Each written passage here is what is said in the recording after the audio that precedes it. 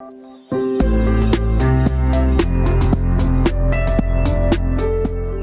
Entrepreneurship and Innovation Institute has the honor of hosting the annual Sheth Lecture on Social Entrepreneurship, which was established in 2019 through an endowment by Dr. Jagdish N and his wife, Madhu Sheth.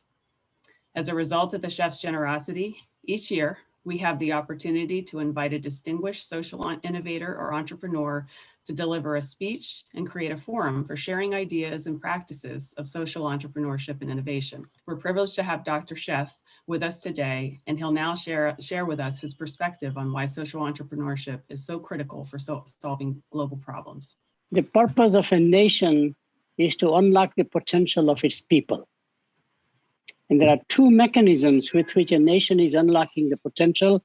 One is education, but the other one, equally important, is entrepreneurship. In fact, the real competitive advantage of a nation is entrepreneurship more than land, labor, and capital. The key aspect of entrepreneurship is that it does not recognize any boundaries.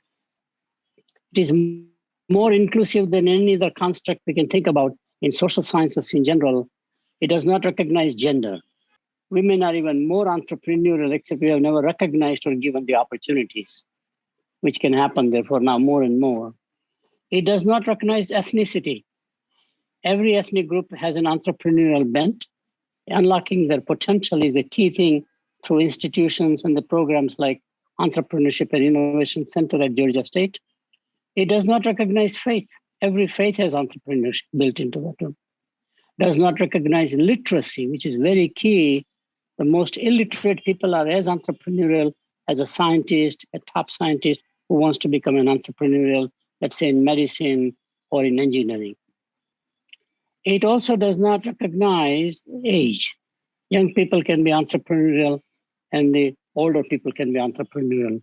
To me, there is no more inclusive force, surprisingly, than entrepreneurship.